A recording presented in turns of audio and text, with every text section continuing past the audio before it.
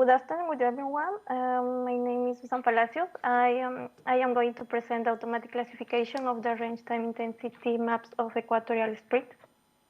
Yes. Well, the equatorial spread F is a nighttime phenomenon that occurs in the equatorial zone in the F region of the ionosphere.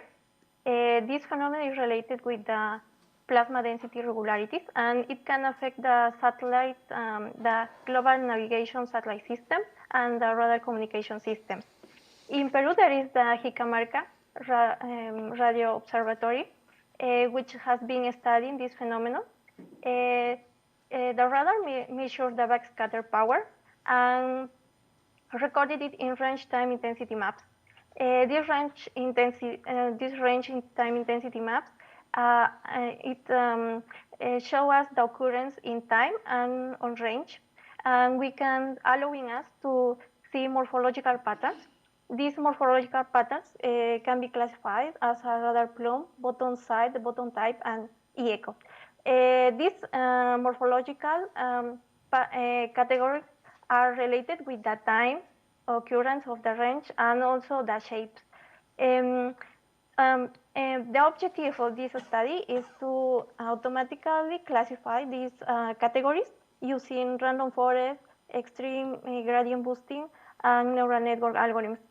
The methodology for this is first we clean the range time intensity map, and then we manually label and identify which pixel belongs to each class, and then we decrease the resolution. In total, 13 features were using as an input for the models.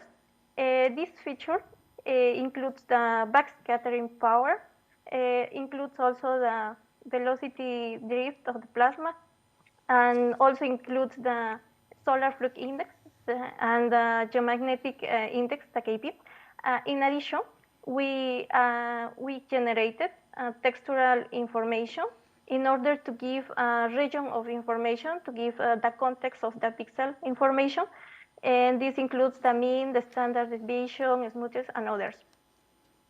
The second part of the methodology is to train the models. In this case, we process 188 range time intensity maps corresponding to the 2020 year. And in the number of pixels in total, we can see here in the table 1, we can notice that the radar plume and bottom side has more pixels. It's because their structure are more bigger than the other ones, the other classes. In this case, for that training part, we divided our data in 2/3 for training and 1/3 for testing.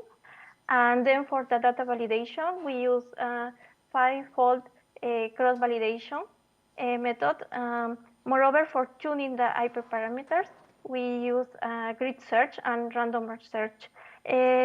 Table 2 can show the hyperparameters for each model. Now I'm going to show the results. We found that the random forest and the extreme gradient boosting shows reached the highest accuracy, 97.98%. Below, we can see an example. On the left, we can see original ground truth range time intensity map, where we can find 3 classes. This is the radar plume, the bottom type, and the bottom side. We found that with the random forest, we got better results in this case, having a 76.16 of accuracy. Here also we can observe that the bottom type, instead of predict bottom type pixels, the model predicts bottom side.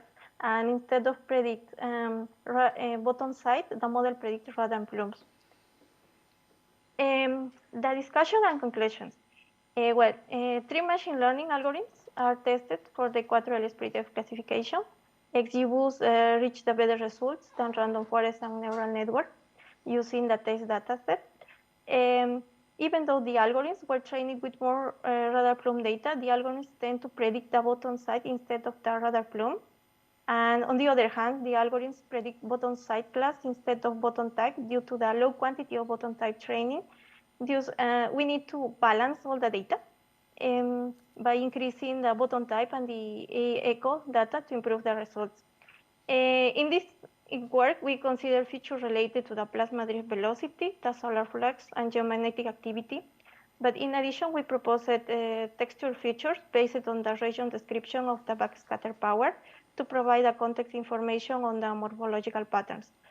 The feature importance using random forest show the range map as the most important feature, followed by the F10.7 solar flux index, the time map, and the other one. This finding indicates that the algorithm takes less importance on the region description. Well, future work, we are planning to use the convolutional neural network. I think it's considered the context information. Thank you. Thank you so much.